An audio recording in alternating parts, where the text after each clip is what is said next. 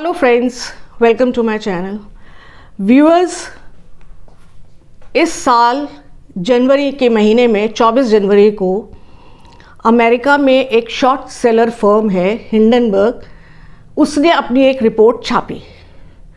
इस रिपोर्ट में उसने भारत का जो बिजनेसमैन है अडानी, गौतम अडानी, उनके ऊपर बहुत गंभीर आरोप लगाया।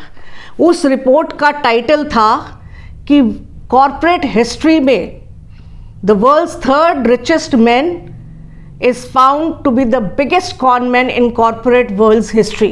मतलब अडानी को बोला है कि he is the third richest man of the world, और कॉरपोरेट हिस्ट्री में वर्ल्ड की इतना बड़ा कॉन मैन यानी कि इतना बड़ा ठग नहीं पैदा हुआ है। और उस रिपोर्ट में उन्होंने उस अडानी ग्रुप ऑफ कंपनीज़ के ऊपर गंभीर इल्ज़ाम लगाए। जो दो मेन आरोप थे उसमें वो एक ये था कि पूरी इनकी अकाउंटिंग जो है फ्रॉड है, इन्होंने बेईमानी की है अपने अकाउंट्स में, और दूसरा ये जो शेयर मार्केट में जो इनके प्राइजेज़ हैं उनको भी इन्होंने मैनिपुलेट करके रखा हुआ है। ये रिपोर्ट छपी अमेरिका में।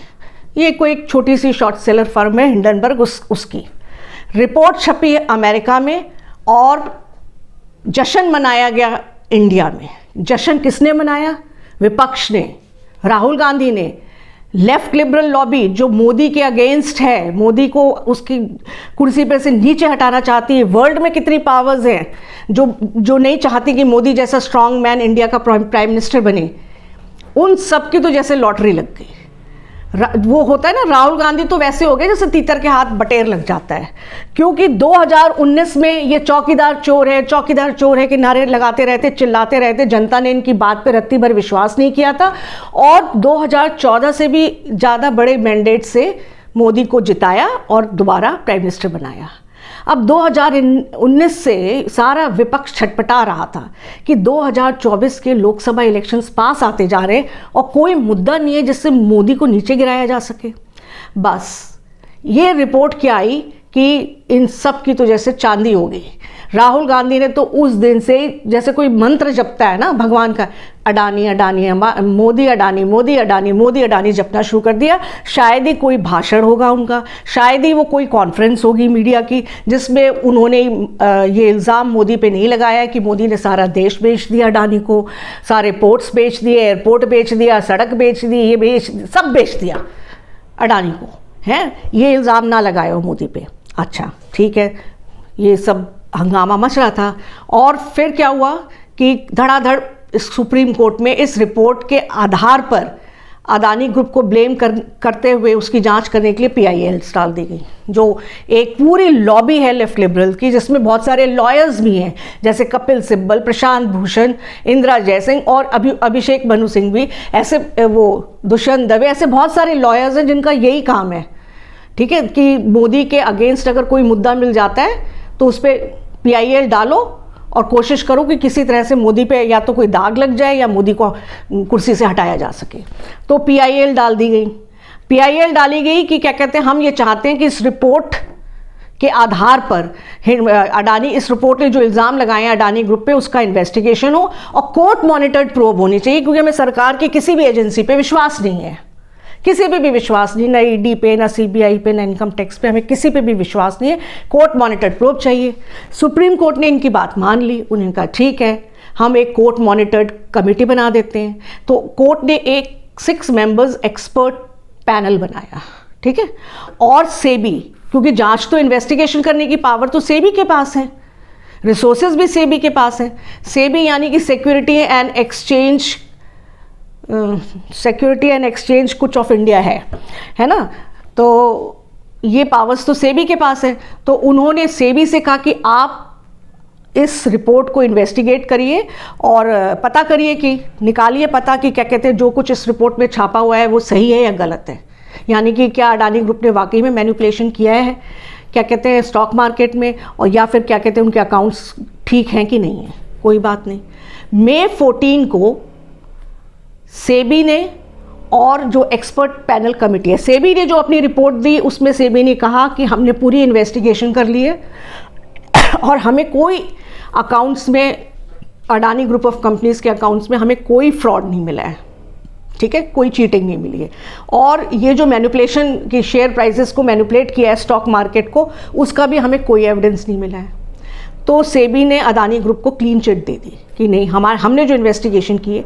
ऊपर से सेबी ने और भी कहा कि जब हमने उनसे कहा कि क्या कहते हैं हिंडनबर्ग प्रोजेक्ट के जो लोग थे कि क्या कहते हैं जिन्होंने रिपोर्ट छापी थी कि आप हमें पूरी इन्फॉर्मेशन दीजिए, हम क्या कहते हैं इसको क्या कहते हैं इन्वेस्टिगेट कर रहे हैं, तो उन्होंने हमें कोई इन्फॉर्मेशन नहीं दी। उल्टा हमसे कहा कि आप भारत में एक एनजीओ है प्रशांत भूषण का, उससे बात करिए। यानी कि रिपोर्ट छपी है अमेरिका में, अमेरिकन लोग हैं ये जिन्होंने छापी है, और इन्फॉर्मेशन कौन दे, वो कह रहे हैं कि प्रशांत भूषण। अब आप ये सोचिए, ये सारी इंटरनल इन्फॉर्मेशन उस रिपोर्ट के बारे में कि उसकी सारी इन्फॉर्मेशन प्रशांत भूषण के पास कैसे आ गई। तो ये आप समझ लीजिए कि ये सब लेफ्ट लिबरल लॉबी आपस में लिंक थी। ये रिपोर्ट छपने से पहले इनके लिंक्स थे, सब कुछ प्लान करके, सब कुछ डिसाइड करके ये रिपोर्ट छापी गई थी, ठीक है। और रिपोर्ट में सिर्फ इल्ज़ाम ही इल्ज़ाम है, आरोप, कहीं कोई सबूत नहीं दिया है उन्होंने, कहीं कोई प्रूफ नहीं। भाई आप किसी पे कोई आरोप लगाओगे तो सबूत भी तो दोगे, तभी तो लोग मानेंगे। चलिए एनीवे, तो सेबी ने कह दिया कि हमें कोई इसमें फ्रॉड नहीं मिला। जो एक्सपर्ट पैनल कमेटी थी, उनके जो जज थे, जो हेड थे, जज क्या नाम था उनका, अभय मनोहर सापरे, उन्होंने कह दिया कि हमें भी कोई फ्रॉड नहीं मिला। और जो सेबी ने जो जांच की है, जो रेगुलेटरी बॉडी है सेबी, इसकी जांच भी हमें बिल्कुल ठीक लगी। हमें कोई एविडेंस ऐसा नहीं मिला जिससे हम कह सके कि सेबी से कोई रेगुलेटरी फेलियर हुआ है या कोई ऐसा एविडेंस कि सेबी ने अपना काम ठीक से नहीं किया है। यहाँ तक बात हो गई थी। अब 24 नवंबर को इसी मामले पे फिर से सुप्रीम कोर्ट की बेंच बैठी है, जिसको इस बार हेड कर रहे हैं chief justice of India Chandrachud Singh. अच्छा, अब इस बार पीआईएल किस लिए डाली थी? इस बार पीआईएल बहुत सारी डाली, इनके हेड थे प्रशांत भूषण। प्रशांत भूषण ने कहा, we have come to the conclusion that SEBI probe is not credible. यानी कि इन्होंने जब देखा कि कमिटी की रिपोर्ट भी क्या कहते हैं क्लीन चिट दे दी अडानी मोदी को, और सेबी ने भी दे दी, तो अब क्या करेंगे? तो सारा प्लान ही बिगड़ गया, सारा मामला ही खराब हो गया। तो इन्होंने क्या पीआईएल डाली कि हमें सेबी की जांच पे क्या कहते हैं विश्वास नहीं है, और सेबी ने ठीक जांच नहीं की है। तो सुप्रीम कोर्ट ने कहा कि भाई सेबी पे आपके पास क्या प्रूफ है, आप प्रूफ दीजिए मुझे, आप वो एविडेंस लाइए जिसके बेसिस पे आप सेबी के ऊपर इल्ज़ाम लगा रहे हैं। आपने सेबी पे भी कह दिया, सेबी को भी कह दिया कि क्या कहते हैं ये इसने काम ठीक नहीं किया है। बोले प्रूफ कहाँ है? प्रूफ कोई था नहीं। फिर प्रशांत भूषण कहते हैं वो जो आपने 6 मेंबर एक्सपर्ट पैनल बनाया था ना, जिसने क्लीन चिट दे दी है, वो पैनल भी ठीक नहीं है। उसमें कुछ लोग जो हैं वो अडानी ग्रुप के लिए काम कर चुके हैं, तो उनकी लॉयल्टीज अडानी ग्रुप के साथ हैं। तो चीफ जस्टिस ऑफ इंडिया को गुस्सा आ गया कि भाई वो पैनल तो हमने बनाया था ना, उन एक्सपर्ट्स को तो हमने चुना था, कोई अडानी ने थोड़ी चुना था। तो यानी कि आप एक्सपर्ट पैनल की रिपोर्ट को भी नहीं मानेंगे, आप जो इंडिया की सबसे बड़ी रेगुलेटरी बॉडी है स्टॉक एक्सचेंज की सेबी, उसको भी नहीं मानेंगे। तो आपको अपने मन की माननी है, जो आप कहना चाह रहे हो, आप चाह रहे हो कि, लेकिन उसके लिए कोई एविडेंस नहीं है आपके पास। भाई जो आप बात कह रहे हो उस पर फिर क्या बोलते हैं, सुप्रीम कोर्ट ने जो जजमेंट दिया, no material to doubt SEBI. बोले आपके पास कोई ऐसा सबूत नहीं आप दे पाए जिससे कि हम सेबी पे डाउट करें, या impartiality of expert committee members, या जो 6 मेंबर्स की एक्सपर्ट पैनल कमिटी हमने बनाई थी उनकी इम्पार्शियलिटी भी, कि उन्होंने कोई पार्शियलिटी करी है अडानी ग्रुप के साथ, ये जजमेंट को रिजर्व कर लिया है। ठीक है, अब आएगा बाद में जजमेंट। और इसके अलावा कुछ बड़े कड़े क्वेश्चंस उन्होंने प्रशांत भूषण से पूछे। उन्होंने पूछा, why must we take foreign reports as the truth. वो बोलते हैं मतलब फॉरेन में कहीं भी किसी भी कंट्री में कोई रिपोर्ट छप जाएगी हमारे देश के खिलाफ या हमारे देश में किसी के खिलाफ, तो उसको हम सच मान लेंगे बिना किसी एविडेंस के, बिना किसी प्रूफ के।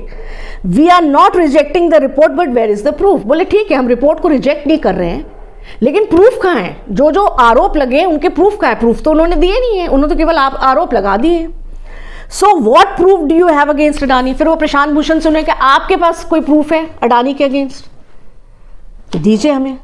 अ publications work can't be taken as a gospel of truth. बोले किसी पब्लिकेशन का, चाहे वो अखबार है, कोई मैगजीन है, कोई जर्नल है, उसमें अगर कोई कुछ पब्लिश होता है तो उसको हम एक अटूट सच्चाई की तरह नहीं ले सकते कि बस वही सच्चाई है, वो सच है और सच के सिवा कुछ नहीं है।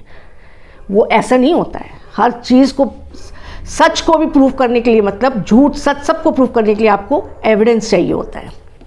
जो सेबी के वकील हैं वो तुषार मेहता है। तुषार मेहता ने कहा है कि ये मामला इतना सिंपल नहीं है, बहुत गंभीर है। वर्ल्ड में ऐसी बहुत से पावर्स हैं, कंट्रीज हैं, लॉबीज हैं जो इंडिया की पॉलिसीज़ को इन्फ्लुएंस करना चाहती हैं, कि जो इंडिया की पॉलिसीज़ जो हमारे देश की ग्रोथ के लिए हैं, इकोनॉमिक ग्रोथ के लिए हैं, स्ट्रैटेजिक ग्रोथ के लिए हैं, और क्या कहते हैं, हर तरह से प्रोग्रेस के लिए जो हमारी कंट्री के लिए जो गवर्नमेंट पॉलिसीज़ बना रही है उनमें दखल चाहती हैं।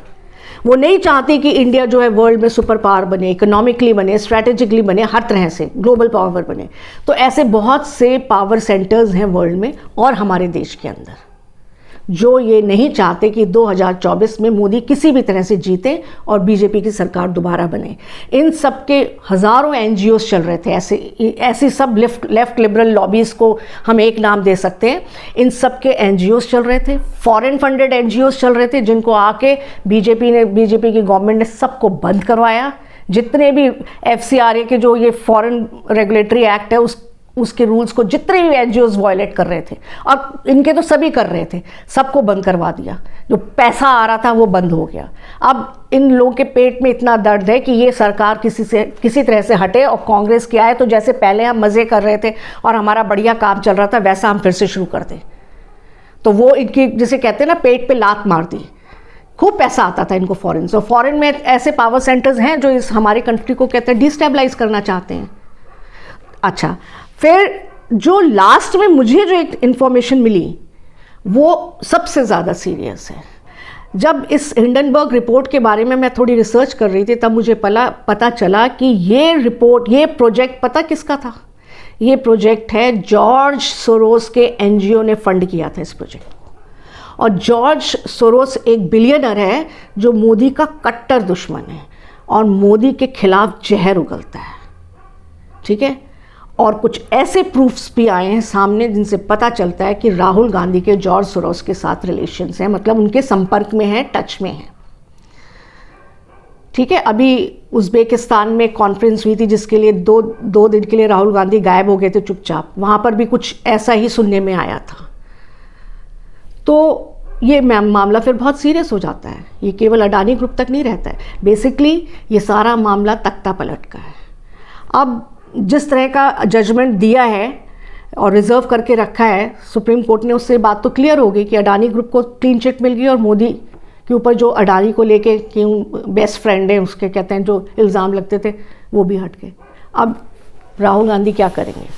ये एक मुद्दा था उनके हाथ में बहुत बड़ा, जिसके बेसिस पे वो सोच रहे थे कि बीजेपी को आउट करेंगे और हम प्राइम मिनिस्टर बन जाएंगे। वरना हर स्पीच में मोदी बटन दबाते हैं और आपका पैसा अदानी के अकाउंट में चला जाता है। इतनी वाहियात बातें बताइए, ऐसा कहीं होता है? कहीं होता है? जो मन में आया था वो इल्ज़ाम लगा रहे थे, हैं? लेकिन अब इसका फैसला हो जाएगा। मेरे इस प्रोग्राम के बारे में आपके क्या विचार हैं, प्लीज़ कमेंट्स बॉक्स में लिख के ज़रूर बताइएगा। और अगर मेरा प्रोग्राम आपको अच्छा लगा है तो प्लीज़ लाइक बटन प्रेस करिएगा और मेरे चैनल को सब्सक्राइब करिएगा। Thank you. जय हिंद।